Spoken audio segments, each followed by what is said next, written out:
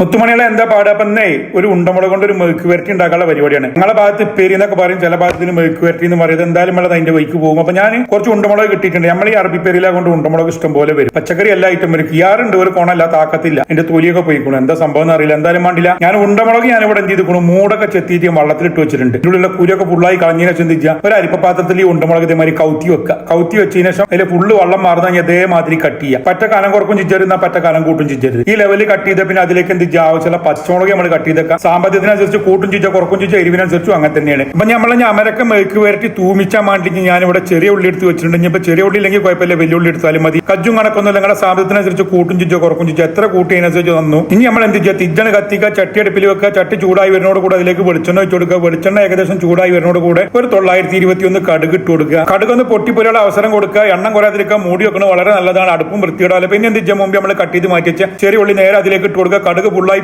പൊന്തി പാറിയതിന് ശേഷം കേട്ടോ ചട്ടിയിലിട്ട് ചെറിയ ഉള്ളി അങ്ങോട്ടും ഇങ്ങോട്ടും തട്ടിയതിനു ശേഷം നമ്മൾ എന്ത് ചെയ്യുക, പിന്നെ അതിലേക്ക് ഊരി മാറ്റി വെച്ച 33 മുന്തിയ വേപ്പിന്റെ മുക്കാൽ മൂപ്പോട് കൂടിയത് നേരെ അതിലേക്ക് ഇട്ട് കൊടുക്കുക. പിന്നെ മുമ്പ് നമ്മൾ കട്ട് ചെയ്ത് മാറ്റി വെച്ച പച്ചമുളക് ഇട്ട് കൊടുക്കുക. ആ ടൈമിൽ വീഡിയോ ഓണാക്കാൻ മറന്നുപോയി. എന്നിട്ട് എന്ത് ചെയ്യാം, മുമ്പ് നമ്മൾ കട്ട് ചെയ്ത് മാറ്റി വെച്ച ക്യാപ്സിക്കം അതിലേക്ക് ഇട്ട് കൊടുക്കുക, അതായത് ഉണ്ടമുളക്. എന്നിട്ട് നന്നായിട്ട് ചെറിയ നിലക്ക് ഇങ്ങനെ വെച്ച് കൂട്ടി യോജിപ്പിക്കുക. നല്ല ശ്രദ്ധിക്കണം. കൂടുതൽ സ്പീഡ് കൂടാനും പാടില്ല, ചട്ടി നിന്നൊരു ചകരം പുറത്തു പോകാനും പാടില്ല. ചട്ടി കുറച്ച് വലുപ്പം കുറവുണ്ടോ എന്നൊരു സംശയമുണ്ട്. എന്തായാലും കുറച്ച് ഞാൻ തീരുമാനമാവും. ഇന്ന് ആവി തട്ടിക്കഴിഞ്ഞാൽ ചട്ടി തന്നെ വലുപ്പം അധികമാണ്. വെറുതെ ഇട്ടിട്ട് ഇങ്ങനെ കുത്തി വരക്കരുത്. ഞാൻ അളക്കണത് നല്ല ശ്രദ്ധിച്ചോളും. ചട്ടിയുടെ അരിവ് കൂടെ ഇട്ടിട്ട് നടുവെന്ന് ഇങ്ങോട്ട് പൊക്കുകയാണ്. ഇതേമാതിരിയാണ് നമ്മൾ അളക്കേണ്ടത്. ഈ ഉടയുന്ന ഐറ്റംസുകളൊക്കെ ഇങ്ങനെ അളക്കി കഴിഞ്ഞാൽ ഒട്ടാതി ഉടയതും കിട്ടും. ഇപ്പൊ ഒരു ക്യാപ്സിക്കന്റെ പീസ് ഉള്ളിൽ കുണിച്ചിട്ട് കുഴപ്പമൊന്നുമില്ല. അടുപ്പൊക്കെ നല്ല വൃത്തിയാണ്, നേരായി തന്നെ എടുത്തിട്ടാൽ മതി. ഇതേമാതിരി ഇങ്ങനെ അളക്കിയിട്ട് അടിയിലുള്ള ചെറിയ ഉള്ളിയും വേപ്പിന്റെയും കടുകും ഒക്കെ പാടെ മേലേക്ക് കൊടുന്നു കഴിഞ്ഞാൽ നമുക്ക് ഒരു 300 സെക്കൻഡ് കൊണ്ട് ഒരു പകുതി വേവിൽ കിട്ടും. വളരെ ടേസ്റ്റിയാണ്. പിന്നെ ഞാൻ ഉണ്ടാക്കാൻ കാരണം എന്ന് വെച്ച് കഴിഞ്ഞാൽ നമ്മൾ അറബി പേല കൊണ്ട് ഈ സാധനം കണ്ടമാനം വരും. ചില ടൈമിൽ തട്ടി തറഞ്ഞത് കൂടെ നടക്കാൻ പറ്റില്ല. അത് കൂട്ടുകാർക്കാർക്കെങ്കിലും കൊടുക്കാൻ പറ്റുമോ, അതും പറ്റൂല. അപ്പൊ അത് തെറ്റാണ്. വില മുതലേ നമുക്ക് എടുത്ത് കൊടുക്കാൻ പറ്റൂല. ചോറ് മജ്ബൂസി ആ സാധനങ്ങളൊക്കെ ആർക്ക് കൊടുത്താലും മലമടി കുഴപ്പമില്ല. എന്തായാലും 300 സെക്കൻഡ് കഴിഞ്ഞാൽ